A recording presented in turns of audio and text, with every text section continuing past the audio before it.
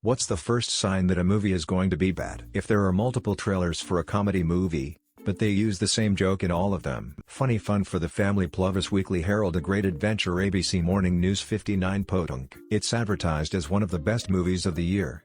And it's late January. Directing credit goes to Alan Smithy. An exposition in which one character explains everything that's going on to another character that should already know what is going on. Selling points are focused on celebrity names and visual effects. Not always the case, but when there are more than 3 writers, a movie tends to lack vision. It can also occur due to rewrites.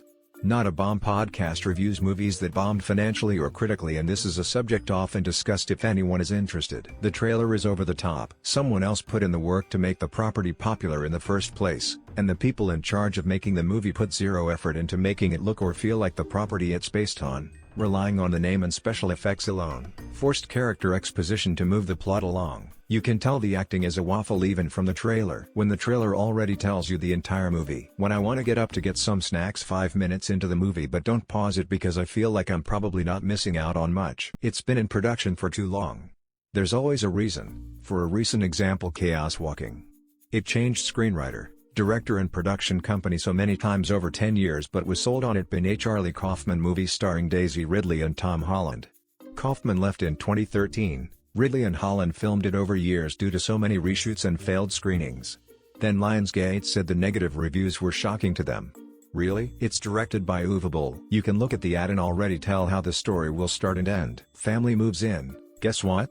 Someone got killed in their new home. Reimagined and for modern audiences. Updated for modern audiences. The preview shows a girl who's just too focused on career to find love going back to her small hometown for whatever reason. It stars Steven Seagal. Characters think they are funny because they speak loudly. When there are like 10 production studio motifs before the actual film starts. It's advertised as sexy. Sex sells, but it's usually a cheap way to get sales. Jennifer Lopez is in it and it's about weddings. It's a remake of something that didn't suck. If it's a non-modern piece with modern hair and makeup in it, it doesn't have a real establishing shot, and I spend the first 15 minutes trying to figure out where and when the narrative takes place. Also, if the dialogue feels unnatural. A moody teenager addicted to their phone. None of the characters understand that sneaking away from summer camp to have sex is going to start a murderous rampage of all but one of the remaining summer campers. Every trailer has the exact same scenes, just played in a different order. These are the only good scenes in the movie. When it's a comedy and the main character is a legendary actor playing a dad or grandpa. I don't know, the new DD movie trailer looked really stupid to me, and I love crap like that.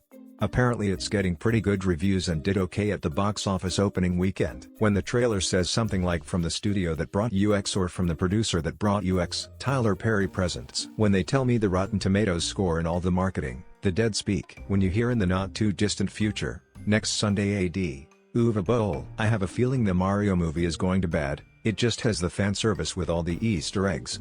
Feels like it's one of those movies where the main character is going to say something goofy like this game is excellent. Maybe we should call it Mario Kart 8 Deluxe in the middle of my movie. The trailer contains some guy getting hit in the crotch. Forced humor. When the movie was supposed to be a drama and they changed it during filming to a comedy, the more advertisements you see spanning different media, that's the #1 indicator for me. When they cast 70 and 80-year-olds that are doing stunts that would cripple a healthy 20-year-old. It was a book written by Stephen King.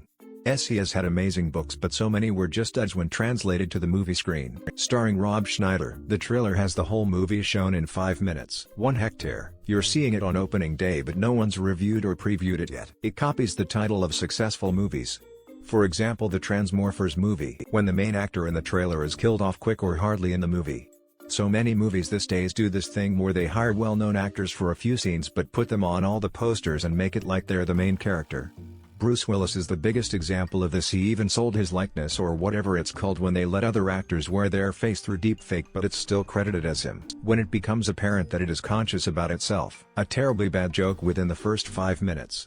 Marvel and Disney Star Wars. I'm looking at you. When the film studio's part lasts more than 10 seconds. There's someone shrugging whimsically on the poster. Person shrugging, if it's being released in January.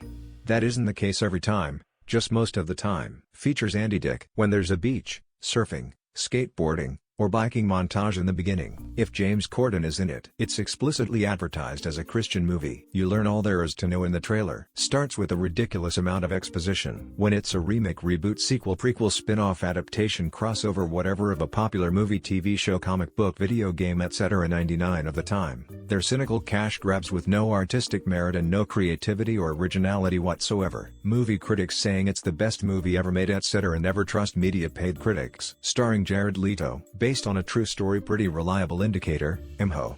Most are crap. Female cop, lawyer, scientist, special forces has to assert herself when a sexist remark is made in the first 5 minutes. If it is a Hallmark's Christmas movie, Kevin Hart, when I know every plot twist and other thing before it happens just because I've seen them in a million movies before it. Opening day, 3 people in the theater and 2 of them are ushers. The audio levels are out of whack. Like if the background music is louder than the dialogue. The title card reads, a Hallmark original. When it's a race gender swapped remake,